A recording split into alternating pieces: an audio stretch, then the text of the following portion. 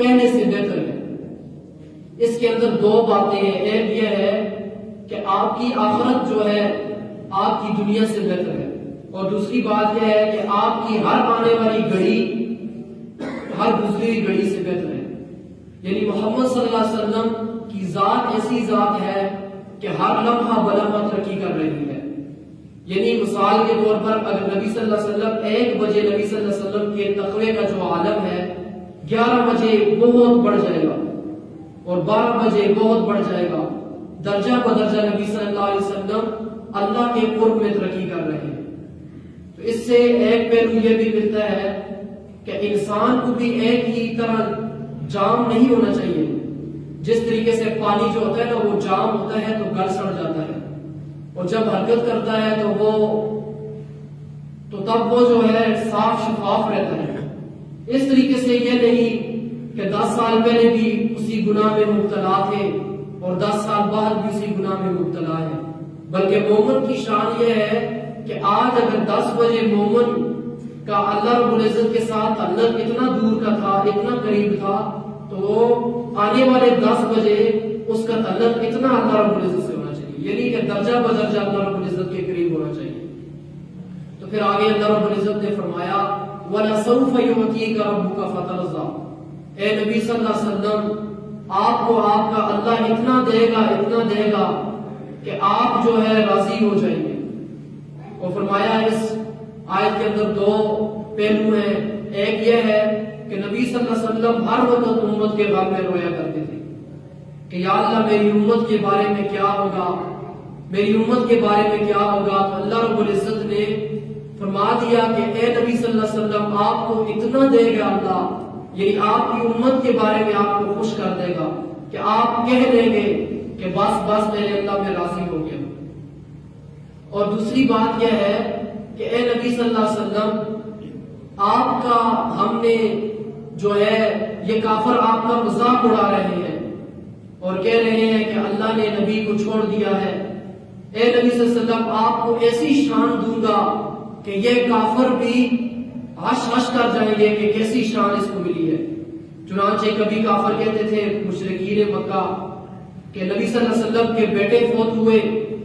تو کہا کہ ابھی اس کی نسل نہیں چلے گی کیونکہ اس کی اولاد ابھی بچے گی نہیں۔ تو اللہ رب العزت نے نبی صلی اللہ علیہ وسلم کو فرمایا کہ نبی صلی اللہ علیہ وسلم نے فرمایا میری بیٹی فاطمہ سے جو ہے میری نسل چلے گی۔ تو اللہ رب العزت نے یہ مقام دنیا کے اندر اللہ رب العزت نے سامنے لا کر دکھایا کہ 10,000 کا لشکر لے کر نبی صلی اللہ علیہ وسلم جب مکہ کے اندر اس شان کے ساتھ داخل ہو رہے ہیں کہ ابو سفیان اور ابن عباس اس وقت مسلمان نہیں ہوئے تھے، ایک جگہ پر کھڑے ہیں اور دیکھ رہے ہیں کہ یہ کیا ہے، کون داخل ہو رہا ہے۔ فرمایا کہ آج ابو سفیان آج وہ موقع آ گیا ہے کہ نبی صلی اللہ علیہ وسلم اپنے تمام جتنے تم نے ظلم ڈھائے تھے اس کا بدلہ لینے والا ہے۔ تو ایک گرجدار آواز آئی تو ابن عباس والا اوزان پوچھا ابن عباس سے کہ یہ کس کی کا کڑکدار آواز ہے؟ فرمایا یہ خطاب کا بیٹا عمر آ رہا ہے، اور ایک طرف سے بنو تیم کے قبیلہ کے لوگ لشکر لے کر آ رہے ہیں، گھوڑے دوڑا کر لے کر آ رہے ہیں، سارا مکہ صحابہ سے بھر گیا،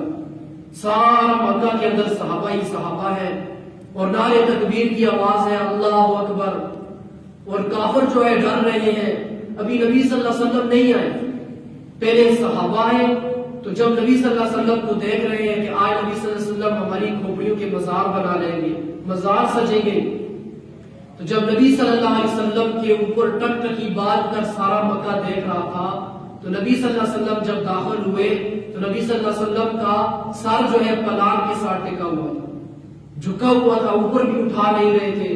اور نبی صلی اللہ علیہ وسلم نے سر جھکایا ہوا تھا، اور یہ صدائیں بلند تھی لا تثریب علیکم اليوم، کہ آج تمہارے اوپر کوئی بھی گناہ نہیں، گناہ تو تمہارے اوپر کوئی قصور ہی نہیں ہے۔ اس شان کے ساتھ داخل ہوئے۔ اس سے ایک بات یہ ملتی ہے کہ جب انسان کو کوئی مددیں اور نصرتیں مل جائیں، اللہ کی مددیں مل جائیں،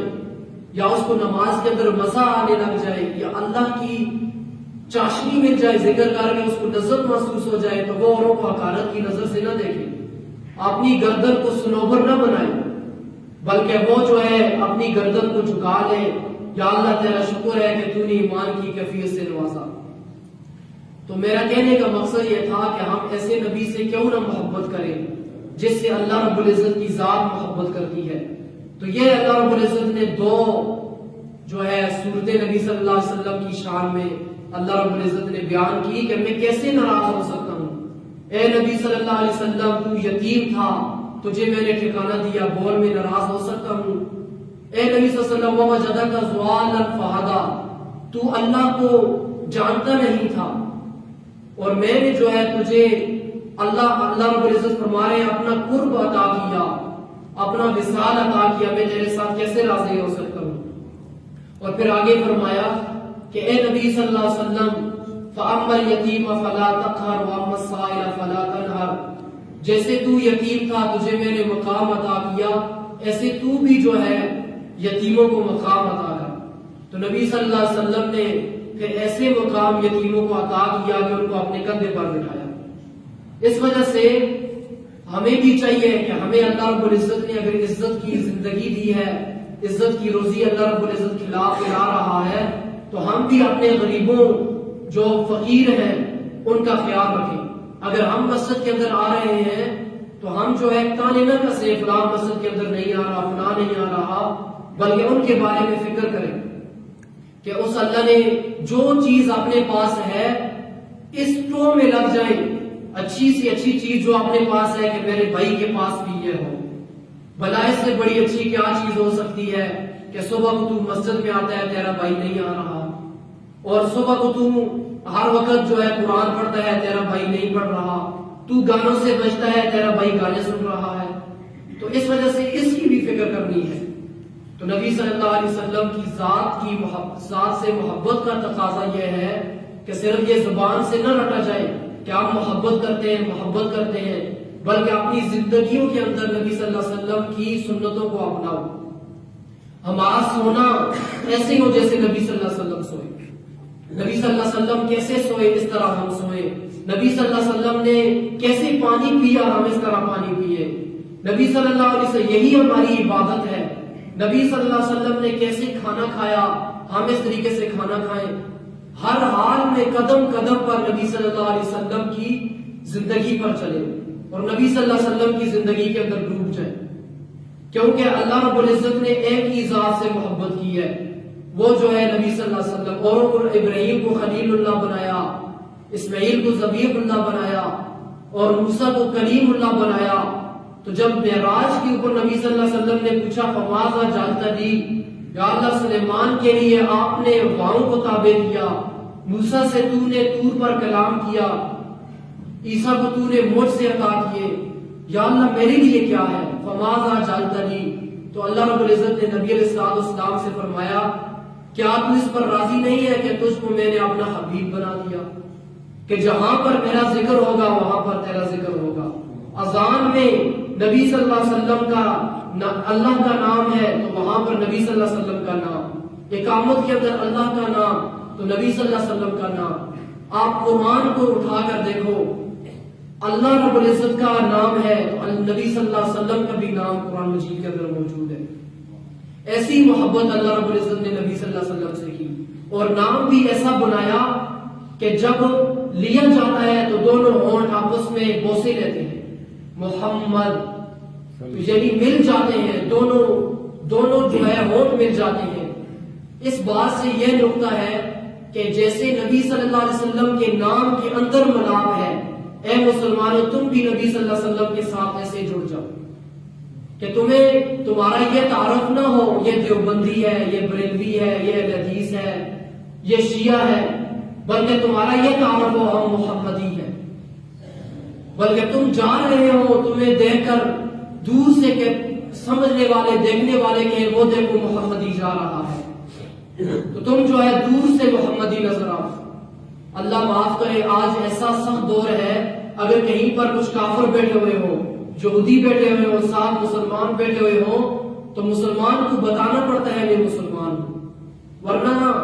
اس کے چال ڈھال رنگ روپ سے ظاہر نہیں ہوتا ہے کہ مسلمان جب اذان کی آواز سنے تو جدا ہو کر سرپٹ بھاگ رہا ہو مسجد کی طرف، دیکھنے والا کہے کہ یہ محمدی جا رہا ہے۔ جب جو ہے مسلمان حلال تجارت کر رہا ہو، بازار کے اندر کھوٹ موٹ نہ کر رہا ہو، سب کہے محمد کا یہ غلام ہے، اسی لیے تجارت ایسی کر رہا ہے۔ اور جہاں پر گانے کے آلات بک رہے ہوں، فلمیں اور ناچ گانے بک رہے ہوں، اور جہاں پر اور یہاں ایک جگہ پر ایک مسلمان کی دکان ہو، محمدی کی دکان ہو، کہ وہ گانوں سے پرہیز کر رہا ہو، معلوم ہو یہ محمدی ہے۔ اور جو ہے ہمارے حجام نبی کی سنتوں کو کاٹ نہیں رہے ہوں، اور ہمارے حجام نبی صلی اللہ علیہ وسلم آگے دکان پر لے کر لگا لے کہ یہاں پر نبی کی سنت کو نہیں کاٹا جائے گا، تو دیکھنے والا کہ یہ محمدی کی دکان ہے، نبی صلی اللہ علیہ وسلم کے امتی کی دکان ہے۔ یہ چیزیں ہم نے چھوڑ کر، ورنہ ویسے حق ادا نہیں ہوگا۔ ایک آدمی صبح سے رٹے جا رہا ہے، میں اپنے باپ سے محبت کرتا ہوں، اپنے باپ سے محبت کرتا ہوں۔ باپ کہے اچھا بیٹا مجھے ٹھنڈا پانی کا گلاس پلا دو، وہ کہے پانی کا گلاس تو نہیں پلا سکتا، میں محبت کرتا ہوں۔ یہ محبت نہیں ہے، بلکہ یہ ایک دعویٰ ہے محبت کا۔ اسی لیے ہم جتنا زبان سے کہنا ہے، یہ بھی بڑی بات ہے، ہم زبان سے نبی صلی اللہ علیہ وسلم کے تذکرے کر رہے ہیں، اصل جو ہے اپنی زندگی کے اندر لانا ہے۔ اس لیے اللہ، جب اللہ کا آدمی لفظ لیتا ہے تو اللہ رب العزت کے لفظ میں ہونٹ نہیں ہلتے ہیں، اندر سے آواز نکلتی ہے اللہ۔ تو یہ اللہ کے نام کے اندر جہاں یہ اشارہ ہے کہ اللہ کو اندر اتارنا ہے، اپنے دل کے اندر اتارنا ہے، تو اس طریقے سے محمد کے اندر یہ اشارہ ہے لفظ محمد کے نام میں کہ نبی صلی اللہ علیہ وسلم کی زندگی کے ساتھ جڑ جانا ہے۔ اور دوسری بات یہ ہے کہ آپس میں بھی جڑ جانا ہے، محمد ملاپ سراپا ملاپ، یعنی آپس کے اندر محبتیں ہوں۔ یہ جو ہے نفرتوں اور بغضوں کے بازار گرم ہیں۔ آج جو ہے نماز پڑھنا بہت ہی آسان کام ہے بھائیو، نماز پڑھنا بہت ہی آسان ہے۔ نماز میں دیکھو آپ کو کروڑوں نمازی مل جائیں گے، اربوں نمازی مل جائیں گے، حج کے اندر لاکھوں حاجی آپ کو مل جائیں گے، لیکن آپ ایسا کوئی دل دکھاؤ جس کے اندر نفرتیں نہ ہو۔ ہر دوسرے تیسرے نے نفرتیں پالی ہوئی ہیں۔ اپنے دل کے اندر دلوں کو صاف کر دو۔ کافر سے ہمارا نبی تو وہ نبی تھا کہ جس نے کافر سے بھی نفرت نہیں کی ہے۔ اپنے خونی قاتلوں کو، جنہوں نے حمزہ کو قتل کر دیا، جنہوں نے نبی صلی اللہ علیہ وسلم کو پوری زندگی تکلیفیں دیتے رہے، نبی صلی اللہ علیہ وسلم نے ان کو بھی آپ نے سینے سے لگایا ہے۔ تو یہ کیا ہے؟ ہم ایک طرف دعویٰ کرتے ہیں ہم نبی صلی اللہ علیہ وسلم کے غلام ہیں، اور ایک طرف جو ہے اپنے بھائی سے ناراض ہیں، سالوں گزر چکے ہم باتیں نہیں کر رہے ہیں، اور جو ہے چھوٹی چھوٹی بات پر ہم جو ہے گھر چھوڑ دیتے ہیں، شادی اور موتیں چھوڑ دیتے ہیں۔ اللہ کو کیا منہ دکھاؤ گے؟ نبی صلی اللہ علیہ وسلم نے فرمایا مومن کے لیے یہ نہیں ہے کہ اَيَّهْجُرَ أَخَاهُ فَوْقَ ثَلَاثٍ فَمَنْ هَجَرَ فَوْقَ ثَلَاثٍ فَمَاتَ دَخَلَ النَّارِ، کہ مومن کے لیے نہیں ہے کہ وہ اپنے بھائی سے 3 دن سے زیادہ خفا ہو، اور جب 3 دن سے زیادہ جو ناراض ہوا تو وہ جو ہے فَمَاتَ دَخَلَ النَّارِ، مر گیا تو آگ کے اندر داخل ہوگا۔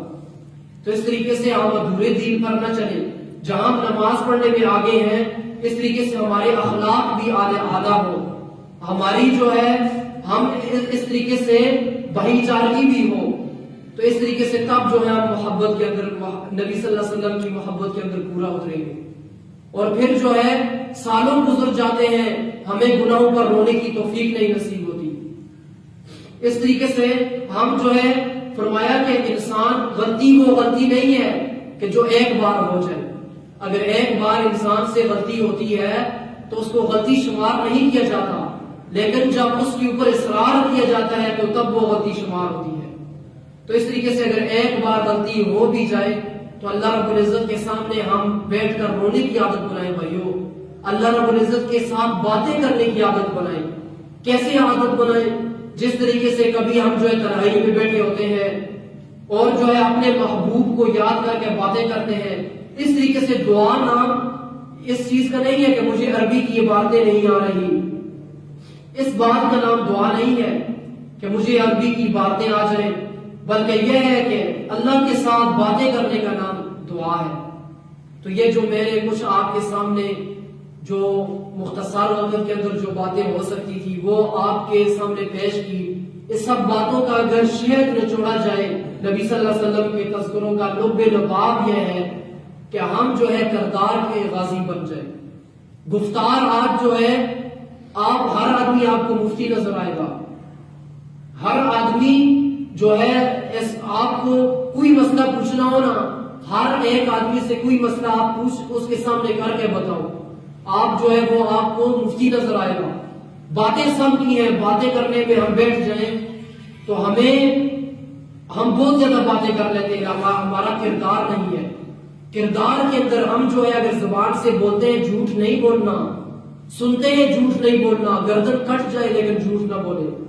سنتے ہیں بولتے ہیں نماز نہیں چھوڑنی، گردن کٹ جائے نماز نہ چھوڑے۔ علامہ اقبال مسلمانوں اور یہودیوں کے اندر لاہور کے اندر بہت زیادہ جھگڑا تھا۔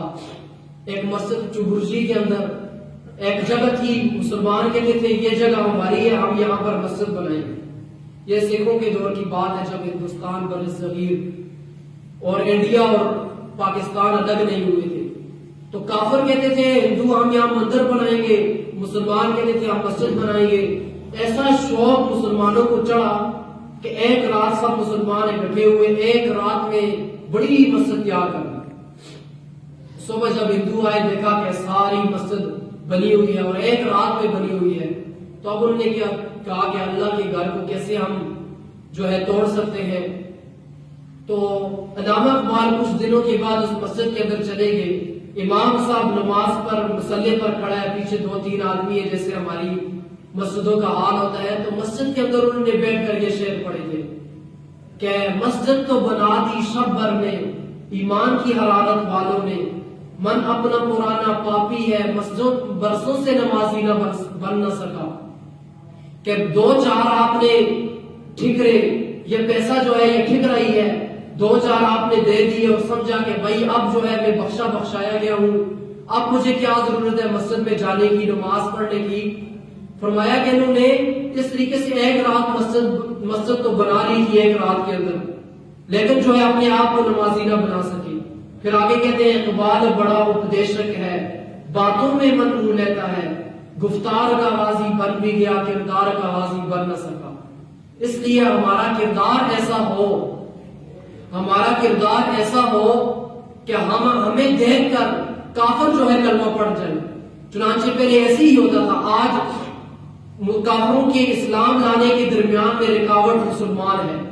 وہ کہتے ہیں ایسا مسلمان بنے جو جھوٹ بھی بولتا ہے، اس سے تو ہم اچھے ہیں کہ ہم جھوٹ بھی نہیں بولتے، ہم دھوکہ بھی نہیں کرتے۔ کیا ملے گا ہمیں مسلمان بن کر؟ ہم دھوکے باز بن جائیں گے۔ اس وجہ سے بھائیوں ایسی زندگی اپناؤ کہ کافر بھی جو ہے کہے کہ زندگی ہو تو اس طرح کی زندگی ہو۔